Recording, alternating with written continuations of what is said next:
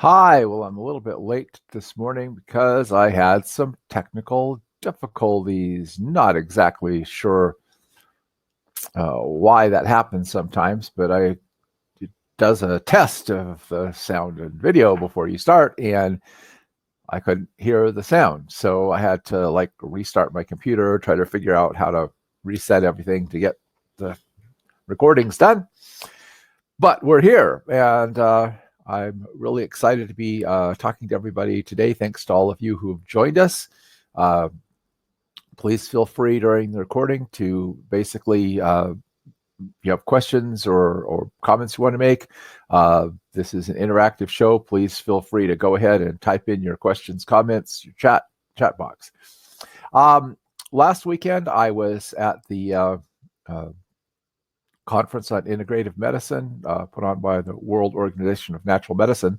I was trying to get a little bit of information about the organization to share a little bit about what they're doing and the philosophy. I really felt like I was home with those people. I'm sitting here waiting for the conference to begin, and somebody is sitting here talking about, oh, you can't treat the diseases or symptoms. You got to find the root cause. And I'm sitting here thinking, this is what I've been preaching forever. So I had heard some really interesting talks. There was a dentist there who's a holistic dentist who actually has worked a lot with people with cancer and so forth. I think I've forgotten these people's names, and I was going to grab some cards, see if I could help remember these, but then I had problems getting the sound going this morning. But as he was talking, one of the things he was saying was that just the diseases are either itises or otises, and as he was saying that, it really rung a bell with me because in what was it, 1982. I went to work with Dr. C. Samuel West at the International Academy of Lymphology. And I think Dr. West, for all his blue vervain personality, for those of you who don't know what blue vervain is, it's a flower essence, one of the Bach flower remedies. It's for people who were like fanatically devoted to a cause that could come across as like really overbearing and everything. But he had latched on to some of the new research about the lymphatic system. And the lymphatic system had been very poorly understood until about 10 or 20 years before that time, because it collapses when you die. And so until they developed ways of studying it in living bodies, they didn't really understand the lymphatic system permeates all the tissues of the body. But he had linked this in with what he called trapped blood proteins, and he believed that trapped blood proteins were the cause of all disease and death. What he was really talking about is, I figured out later, is the inflammatory process. Because as I learned working with Dr. West, that when tissues become damaged in any way, that the process inflammation sets in. And the basic process of inflammation is that chemical messengers like histamine and bradykinin signal for a dilation of capillary pores and fluid and protein from the blood circulatory system rushes into tissue spaces, and the plasma proteins are what maintain osmotic pressure in the circulatory system. The primary one being albumin, and then the globulins, which are involved in your immune system, and then the fibrinogen, or which is the thing that makes blood clots. And the Dr. Guyton's textbook of medical physiology that we got a copy of while we were working there talks about this process and says that the process of inflammation, there's a inrushing of fluid into the tissue spaces, followed by a clotting of the fluids. And what I learned is that when you get the initial inflammatory reaction where you get the big swelling, like you get when you bump your head or when you get stung by an insect or something like that, and you see the big swelling taking place, that's primarily albumin from the blood stream entering into the tissue spaces. And because albumin attracts water, it pulls water into the tissue spaces. And this has a sequestering effect, meaning that the whole purpose of this thing is, and I'm going to use the analogy of a splinter because it relates to what the Dr. Gerald, and I missed his last name, was saying. So you get a splinter. It goes into it pierces through the skin, and there's damage, and so you get a swelling going around the splinter, and this is a sequestering of the area. So basically, the way I've likened it is it's like the crime scene. You've had some kind of criminal thing, and the police and emergency responders come in, and they try to cordon off the area to assess what's going on, and so forth. And that little splinter there, acting as an irritant, maybe it's carried bacteria through the primary defensive layer of the skin or whatever. That sequestering allows the macrophages, which are the first line of part of the initial white blood cell line of defense, to assess the damage, and if possible, call in for other blood cells like neutrophils to come in and fight the infection if it breached the perimeter of the body. And neutrophils are what make up pus. So basically, if you get a little pus forming where the splinter is, it's because there are so many neutrophils they're present trying to fight off infection. But and that's itis. Itis is inflammation, which is heat, swelling, redness, and pain. And so I understood with Dr. West that this inflammation, itis, is the beginning stage of what we call disease. Now, it's not actually a disease. It's a defensive mechanism of the body that is trying to protect the body. But when that inflammation is not successfully resolved, then it progresses into the tissue becoming progressively diseased. And the reason why this is important, and when I first read this, I had a hard time even believing that this was possible, but it said that the fluid in the spaces around the cells exchanges with the blood and lymph. In other words, the old fluid is being replaced with fresh fluid 80 times a second. 1001, 80 times. The fluid around every single cell in your body has been replaced 80 times. 1001, another 80 times. That's incredible. That's absolutely incredible. There's just this tiny little amount of fluid around the tissues.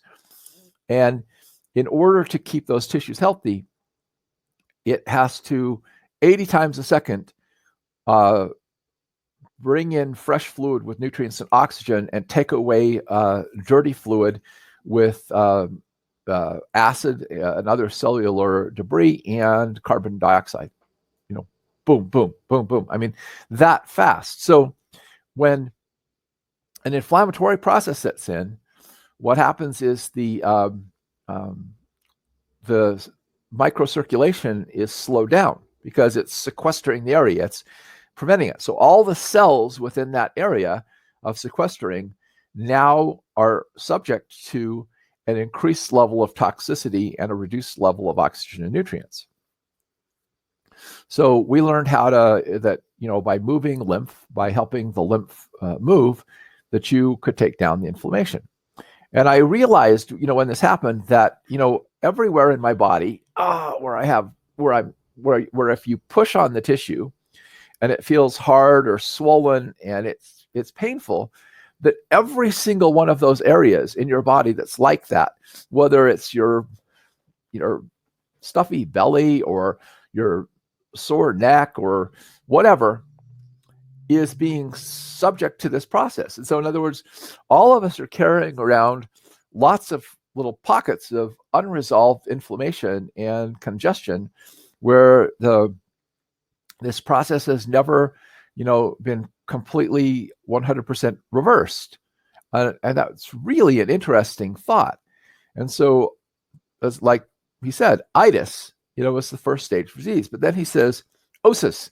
And what that means is he's talking about fibrosis, meaning that in the advanced stage of this, the fibrinogen, and this is one of the things I learned working with Dr. West, the fibrinogen from the bloodstream clots in the tissue spaces, thereby holding a chronic congestion and increasing buildup of fibrous material that causes that tissue to harden and become progressively diseased. So that made a lot of sense to me. The otis is the later stage, or what we think of as chronic inflammation, is getting into the clotting of the protein, the clotting of the fibrinogen, and eventually leading to a buildup of fibrous material that basically creates problems like Alzheimer's and hardening of the arteries and other situations where you get a buildup of material in the tissues due to the lack of microcirculation. So that is really interesting. Now, what was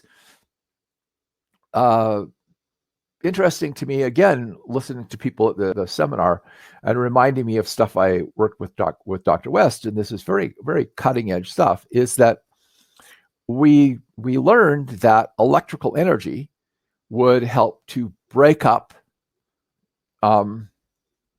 chronic pockets of inflammation. And I wish I still had it. We had this little piezoelectric device. Basically, you held it and you pushed the trigger, and it was like the little thing that lights a gas stove. Click, click, click, click, click, puts out electrical spark. And so you could sit there and go click, click, click, and put that little piezoelectric spark into like somebody's neck or shoulders, and it would basically loosen it up, and then you could do the massage to get the fluid moving out of the tissue spaces and lymph. And I understood at the time, or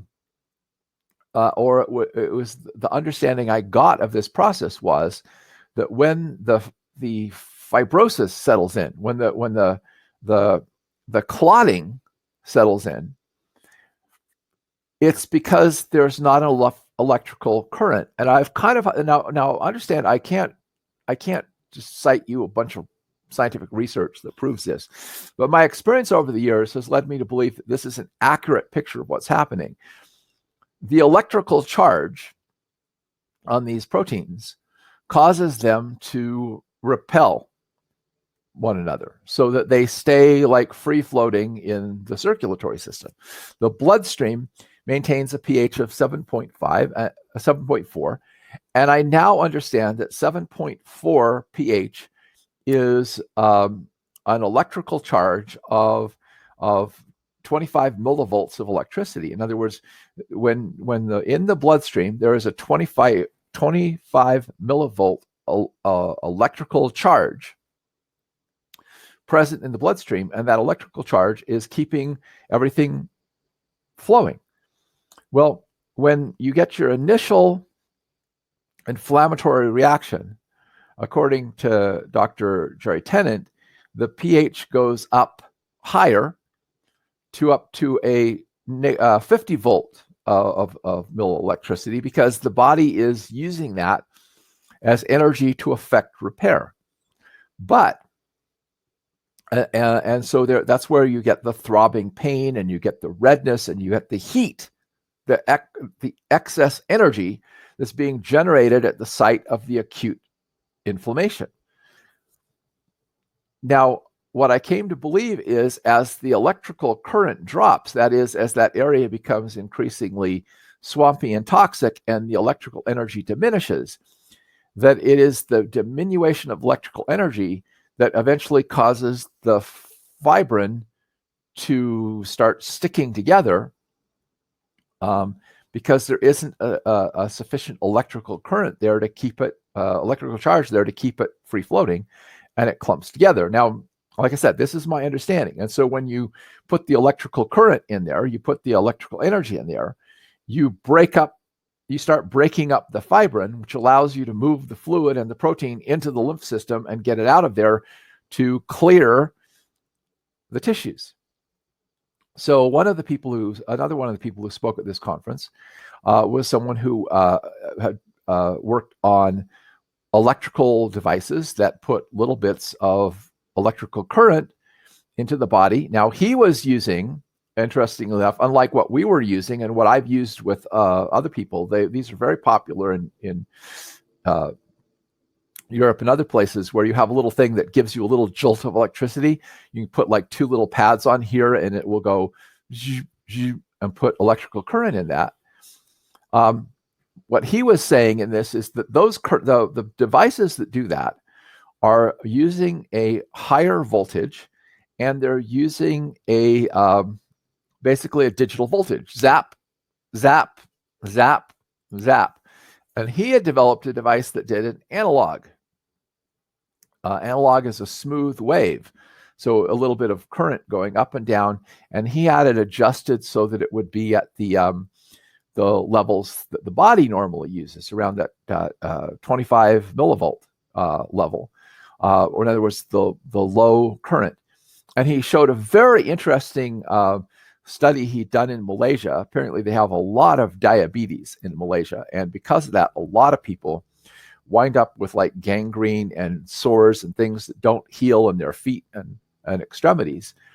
And they did a study, and they ran these electrical currents through the areas where along the meridians where these injuries and sores and wounds that weren't healing were there, and they had documented, and he had just put a book together, which I need to get a hold of, that they had caused these injuries that weren't healing to start to heal. And that's one of the things I learned with Dr. West is that things that weren't healing properly, when you run electrical current through them, they'll start to heal. Because basically, I believe that what happens is that it unclots the protein, starts the fluids moving again, and the electrical energy basically initiates the process of healing.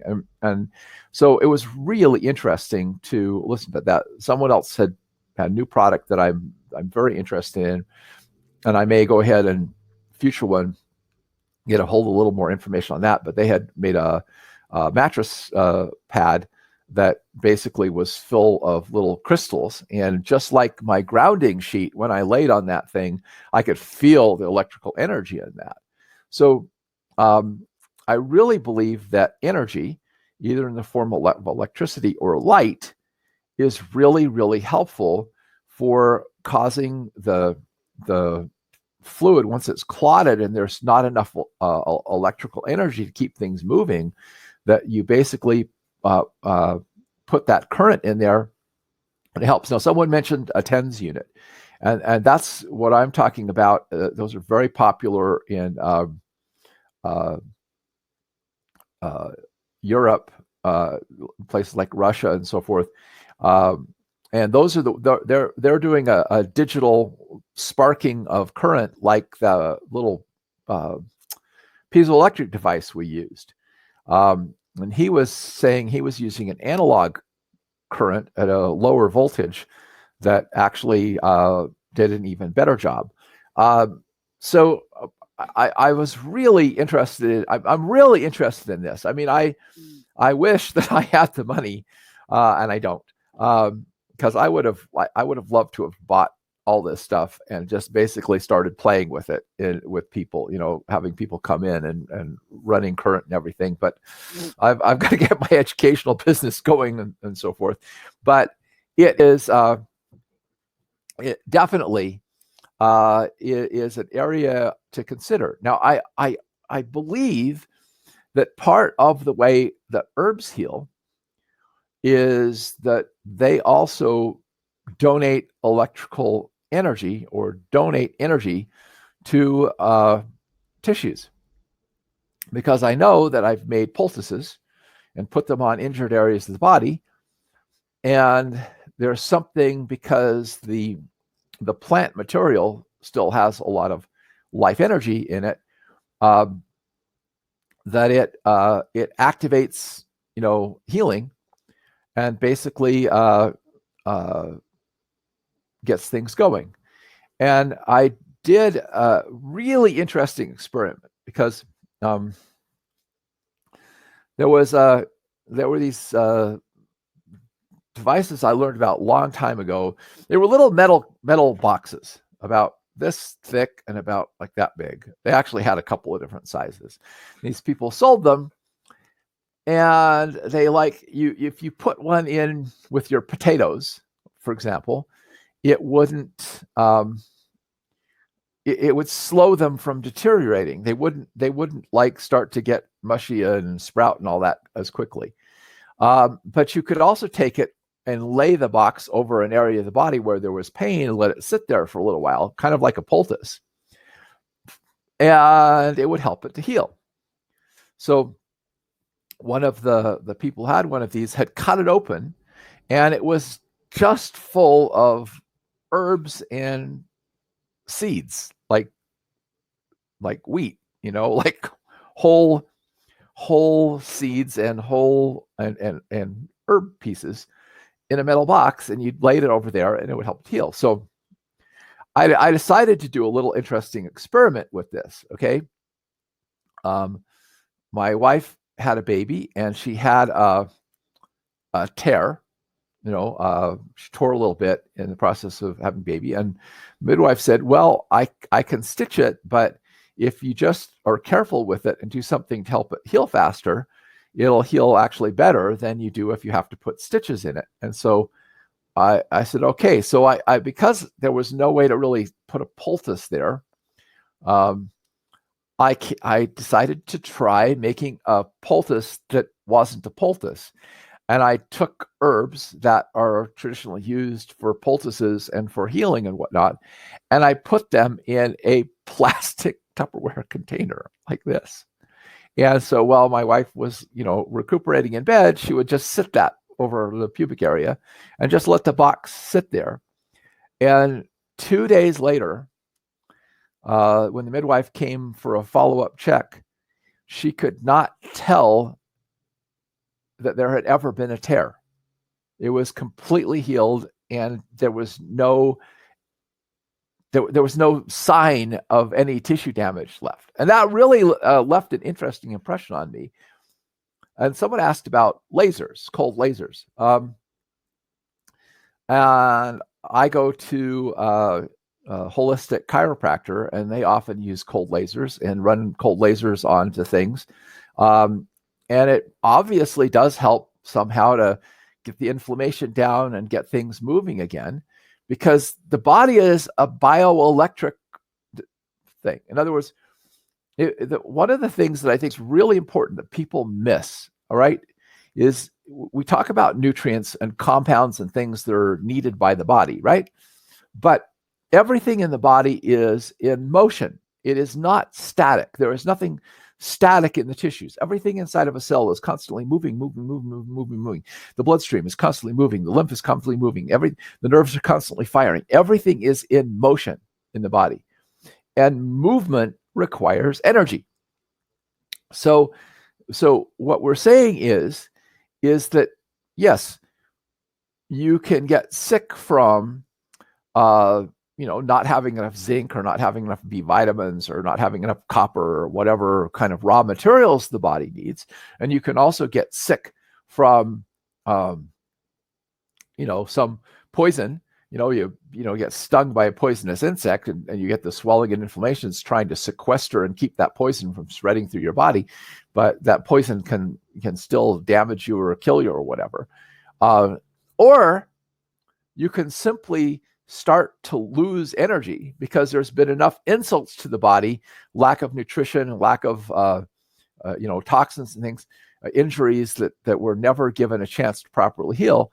And the energy that's keeping everything moving, keeping the toxins moving out, keeping the nutrients coming in, gets so low that the otis part of the illness starts to set in, meaning the things start clotting, and there's not enough movement or activity in that tissue. And that's when it begins to deteriorate, and you begin to get into the really serious degenerative conditions where parts of the body start to basically completely malfunction and die.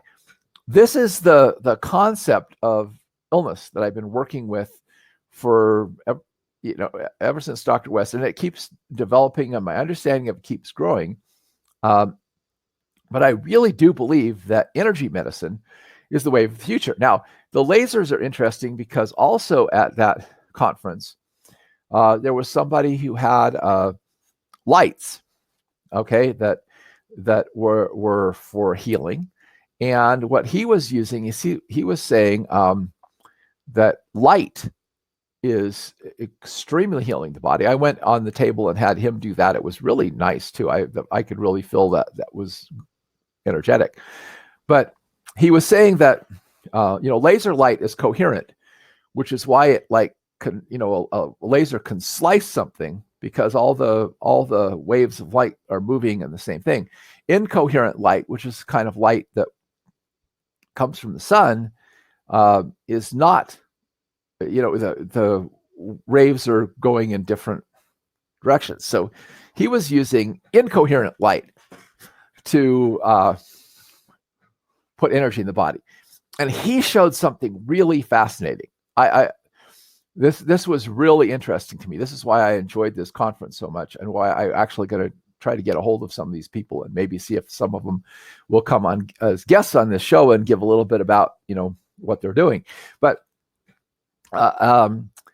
he took a piece of carrot, and he has one of the machines that takes Kirlian photography. Kirlian photography is something that takes a picture of the electrical aura or the electrical field around something. And I've seen pictures of this stuff before, and of course the carrot had a nice little aura around it, the piece of carrot, because it was still alive, right? So it still had life energy. Then he microwaved it, and after he had microwaved it, he took a picture of it again, and there was almost no light coming off of it. It was very obviously dead, electrically dead, which is one of the things I really have issues with microwaves, just because I really do think they kill the life energy in the food. I hate microwaved food. And my friend Kimberly Ballas did some experiments with her daughter with growing bean seeds and sprouts and things with water boiled on the stove, just water plain from the tap, and then microwaved water. And microwaved water caused horrible distortions in the way things grew. And if you look at the work of the Japanese guy who did all the work with putting love on a bottle and taking pictures of the crystals, microwaves really destroy the energy matrix of water too. So he then put the light, the healing light he developed, onto the piece of carrot that had been microwaved. And then after putting that on for 20 minutes, he pulled the carrot and took a Kirlian photography again, and the aura was as bright or even a little bit brighter than it was before he put it in the microwave. And that was really interesting to me. And I want to get back with these people and start worrying about this. Okay, now someone asked, and this is a really good question: does Reiki have enough energy to break down fibrous tissues? Yeah, it does. So one of the things we learned to do was, how to use the energy of our hands in Dr. West's class to facilitate healing. Around that same time, I went to shortly after, I went to a chiropractor who did some of this too. And, we learned how to do energies. I learned how to do energy circuits, energy balls, and so forth. And I've never taken a Reiki class, but I've done hands-on healing. And I do believe hands-on healing is really powerful. And I believe that healing by faith works on the same principle, that if it's very possible that you can pull the universal energy of the creator in to heal the body and to get this life force flowing again directly. In other words, the whole idea of laying on of hands, I think, is a very genuine healing technique. And I've done this many times. I've taken swelling down, just holding my hands on something and imagining that I've got a flow of energy going through it. I have found, though, that as I'm older and I don't have as much energy as I used to have, that it's harder for me to do it. And, in other words, you have to have a good vital force and be in fairly good health yourself in order to help pull in the electrical energy to break things up. But yes, the energy of our own bodies can help to break up the fibrin and cause the healing. What I think happens, though, is that where you have really serious long-term fibrous stuff, that it's hard to do enough with just hands-on healing. And I think the energy things, maybe the lasers, lights, the electrical energy stuff, can help to break that up faster and get things moving more quickly than we can with just our hands. As when the injury is acute or it's fairly recent, within a few days, it's pretty easy to heal it just with the hands-on therapies like Reiki. All right. Someone said they got on their mini trampoline and started working on it. It could only last a minute or to start with.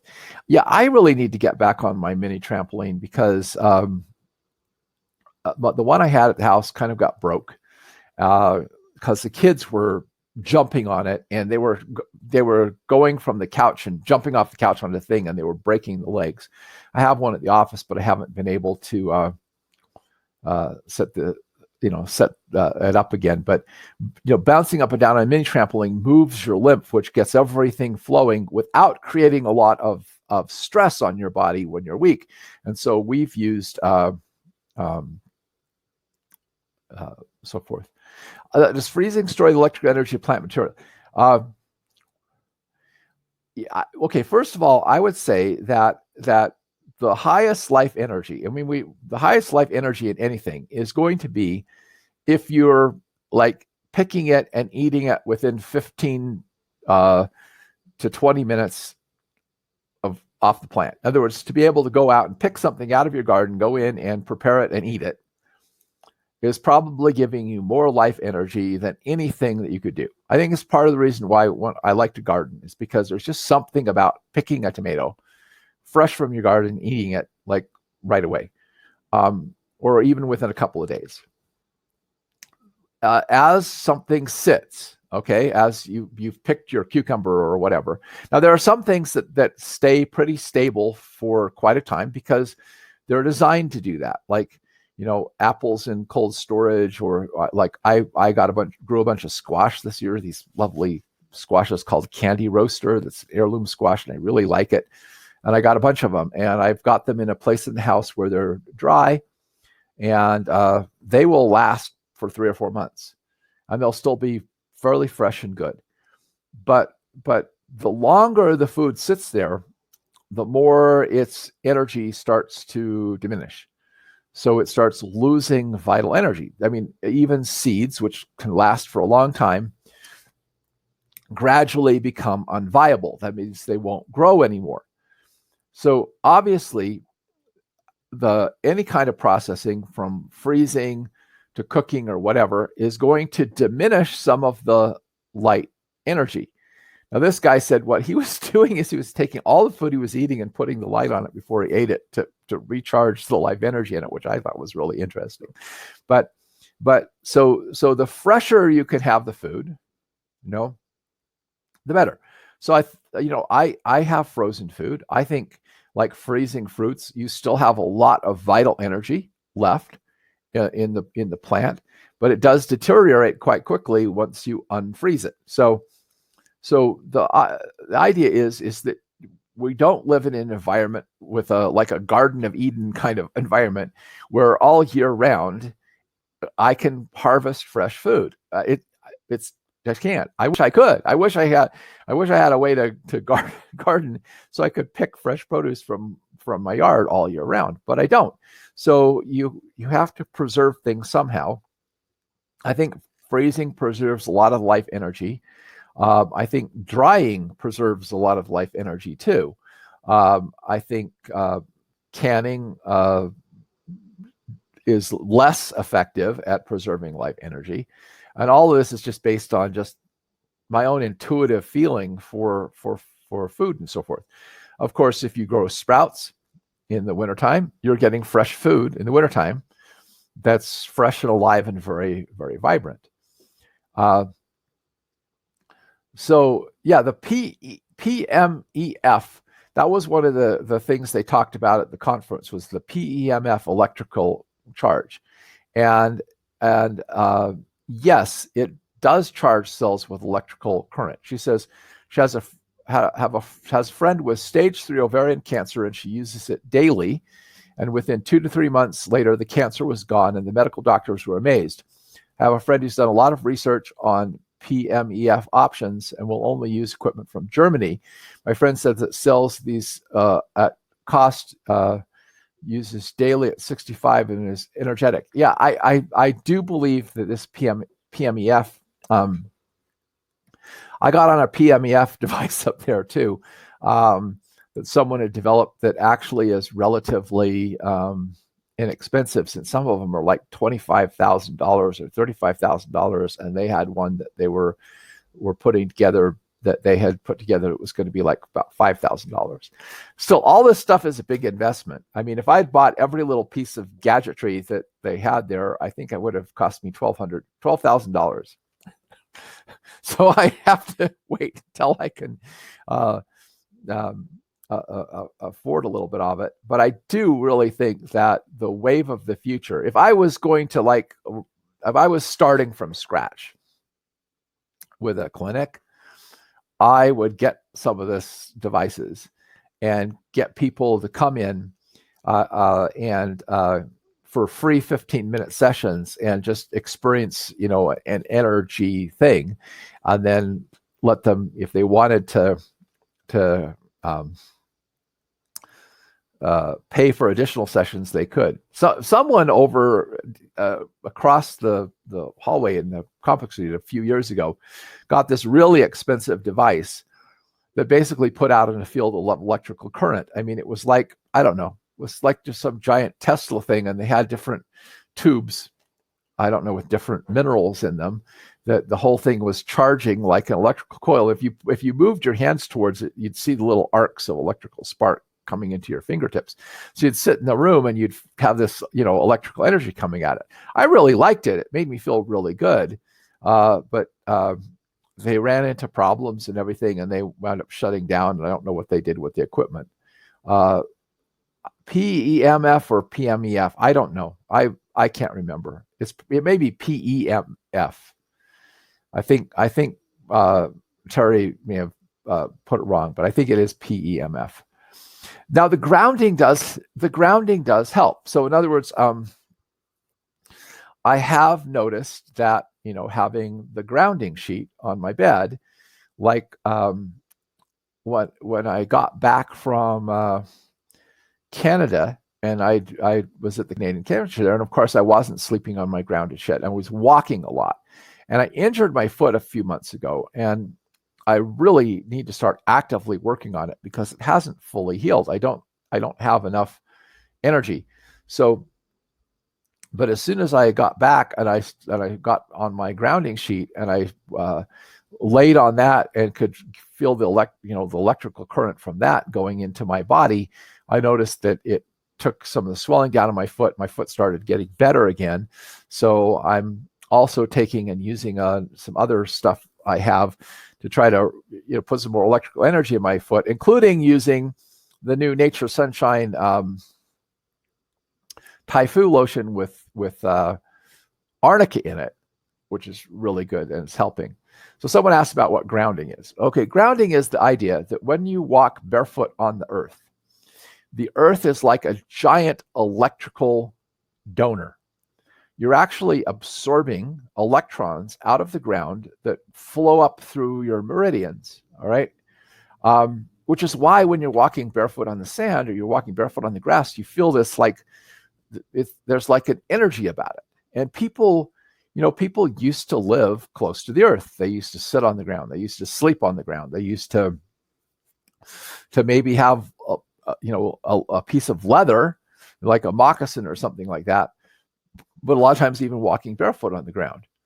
So as people develop these devices like a cloth impregnated with little bits of silver wire going through it so that it will conduct electricity, and then they hook that to a cord that either goes into the grounding plug on your socket. So in other words, you have the two prongs, and then you have the third prong, which is a ground. And that third prong actually takes a wire and goes and links it to the earth. Or you can basically run the wire outside of your window and put a little rod into the earth. And that grounds, that creates an electrical ground from the silver wire in the sheet to the thing. So I got the book on this, and I also watched the documentary on it. And they did experiment in the Tour de France. They made a little mummy sack that had this silver wire stuff in. And when some of the bikers injured themselves, they put them in this little thing overnight, grounding them. And they had pictures, and they showed that their injuries healed like 2 or 3 times faster because they were getting electrical energy. Someone just says, when my husband grounds, he says his feet tingle for a long time after he quits. Yeah, because you're literally getting it. You lay directly on top of the grounding sheet because you want to have your body in touch with those little silver threads to get this. And it is. It's why I love to walk barefoot in the sand. If any chance that I get to a beach, I'm throwing off my shoes and I'm walking right along the edge where the water is, and so forth. And I know when I first injured my foot and it was hurting, my wife and I went to the park and I took off my shoes and walked barefoot in the grass. And oh my gosh, my foot felt so much better when I was done. And that's all about the fact that we need this electrical energy, you see, from that we're not getting. In fact, in the Thunderbolts project, I saw this video, and it was explaining is that there's an electrical current flowing through space from the sun. The sun actually, according to the research from the Thunderbolts project, is actually a giant electronic furnace. The idea that the sun is nuclear would suggest that the sun itself is like burning itself up and then shedding off heat. But if that's the case, how come the surface of the sun is cooler than it is in the upper atmosphere of the sun? It's hotter away from the sun than it is next to the sun. And what they've found out is that there's actually electrical current flowing through space that hits the sun, and the sun acts like a gigantic transformer, steps down that electrical current and broadcasts it back out into space. And then as the sun rises, that means that the earth, the electrical current flowing through space starts hitting the earth at the point of the sunrise, and that current flows into the earth. Okay, and as the earth rotates, the earth itself also acts like a transformer and collects this electrical energy. And then as it's setting, the part where the sun is setting, the electric current flows back out into space. So it's flowing through the earth, creating an electrical field all the way through the earth. So I don't know. This stuff is really interesting to me. And like I said, I've long believed that in the future, the way we'll heal everything is with whole herbs, whole nutrients, whole foods, and energy, as well as, getting rid of the toxins and so forth. And I think that we have tremendous potential to be able to do this. I heard some fascinating stories about healing all kinds of stuff with energy, as well as, of course, people need to eat right and they need to take good care of their bodies. It's just doesn't make any sense to abuse your body. What the dentist kept saying is, you got to take the splinter out. You got to take the splinter out. In other words, yeah, you can put the energy in to try to help the tissue heal, but if the splinter is still there, if the source of irritation is still present in the body, it's not going to get well. And so he was talking about, for example, a lot of people with cancer, he says, they have basically teeth that have root canals, and they've got a chronic infection at the base of that tooth that's constantly, like a splinter, irritating the body and irritating the electrical flow along those meridians. And so one of the ways he helps the people recover from cancer is to take out the teeth that are infected. He checks them and finds out which ones are affected, and helps to clear out what he calls the splinters, right? Someone says, I know how to get a great price for $800 to $2,500 for equipment based out of Germany, which has the better waves in it. Some PEMFs do not have the better electrical waves. Thanks for addressing the question. I personally like the PMEF pad I can put in my office chair and cover my back and spine. Great results, and I think it protects me from EMFs. It probably does. She also says, I had a friend who suddenly lost father. I told him to go outside and lay on the grass, and he said he felt much better, which really helped.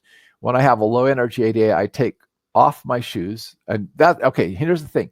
Shoes used to have leather soles, and leather will conduct the electrical current from the earth. Now they have rubber soles, and rubber soles insulate you from the earth. So when you're walking around, you don't get the current, right? Because you're insulated from the earth. So it says usually rubber soles blocks earth's energy. I walk in the grass and I feel energized. Yeah, that's exactly right. Well, all herbs, as plants, as living things, have life energy or electrical energy. That's one of the reasons why I actually favor the use of whole herbs for healing over the use of concentrated extracts so much. Because if you think about it this way, if I take an herb and I dry it, and then I powder it, or else I have it there in a cut and sifted form and make a tea out of it or whatever, there's still quite a bit of life energy in the structure of that plant. It's going to gradually diminish, which is why dried herbs eventually lose their potency, right? But it isn't just the chemicals in the herbs. The herbs themselves are still possess a certain degree of life energy, okay, that gradually deteriorates as the material decomposes. So if you're taking a concentrated extract out of an herb, you're denaturing the herb, you're taking it apart, and you're thinking it's just the chemicals that do the healing. And I've never believed, even when I first started working with Dr. Edward Milo Millett, and he talked to me about light is life, i.e. light or energy is life, and disease is a diminution of light or life.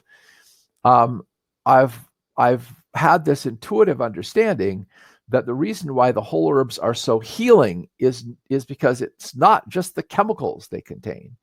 It's that they contain life energy. They contain frequencies that go in and affect the electrical field of the body, as well as the chemicals that affect the chemistry of the body.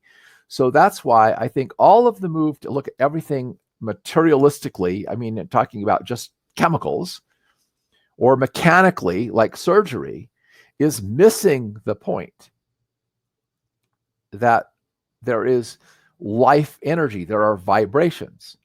Now let's just talk about the heating and herbs and water and all that kind of stuff. If we look at, and then we're going to wrap this up here right now, but I hope everybody's enjoying this discussion, because this, like I said, this is really fascinating to me, and I'm going to try to get a couple of these people and get a little more information that I can share with you on a later thing. But let's just say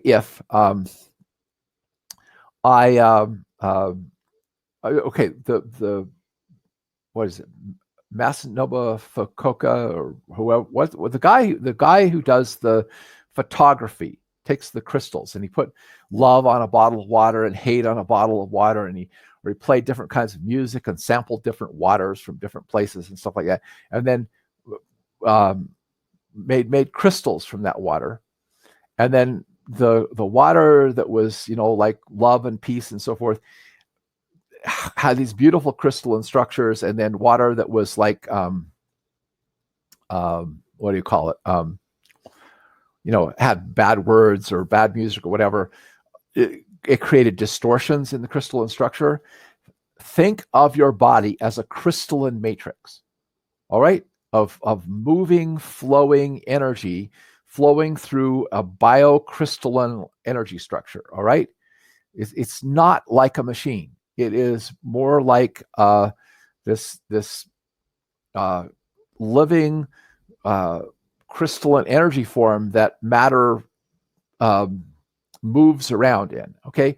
So when you make a homeopathic remedy, like a flower essence, for example, you're taking the plant and you are making the water take the crystalline energy structure of that plant into the water, and then you're taking that.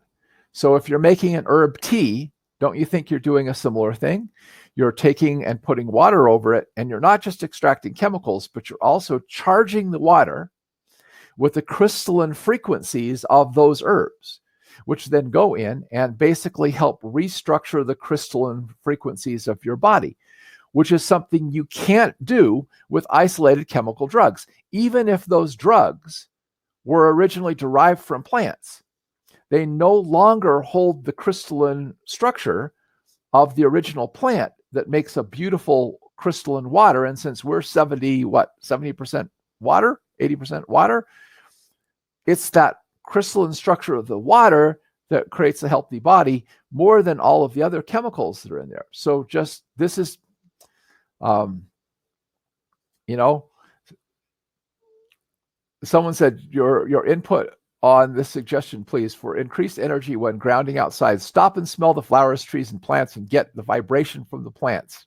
In Japan, it's referred to as forest bathing. I have long believed that that you can do the same thing that like a flower essence does if you sit down next to the flower and just smell it, look at it, and just spend time with it. It's like the energy of that plant, the energy of that flower speaks to something in your being and helps you to heal. Part of the reason probably we are have so many problems is we're so disconnected from life. We're so disconnected from the living world of life and energy and so forth. And I mean, when you make a tea, you pour boiling water over it. I like I said, I don't think it's not about enzymes. It's not about enzymes is a whole different thing. It's about the vibrational structure of the plant. That there, in other words, why does?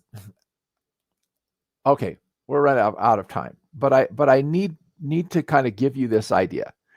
Inside every cell of your body is the blueprints to make everything, to make teeth, to make eyes, to make a liver, to make heart, to make everything. All right. Why do cells differentiate and in different parts of the structure? Why does the epigenetic information switch and the cells alter and become different to make all these little different intricate structures? How does that happen? How and I believe that the frequency of the DNA, one of the things I showed was a picture of the DNA from, we usually see it from the side like this. It was like you cut the DNA in half and look down on it like that.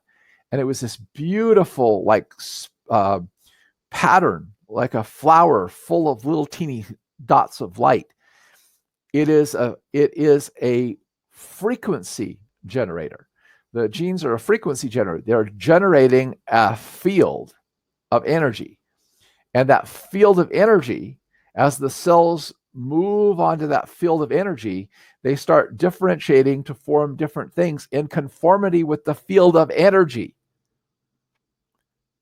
It is the energy, the crystalline energy structure, the energy pattern that causes all the cells to think. So it's a breakdown of that energy that causes the person to eventually things start deteriorating and cells don't regenerate and so forth.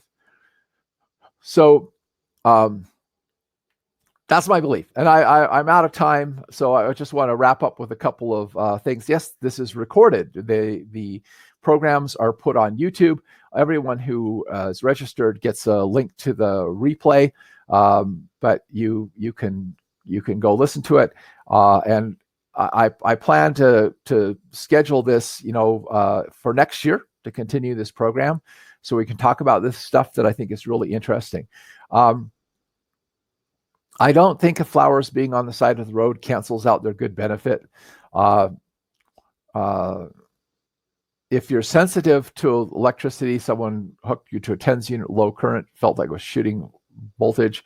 It's because the voltage is too high. It's over shocking your system. You've got that. This is why the units that do a lower voltage, I think, are probably better. All right. That's it for today.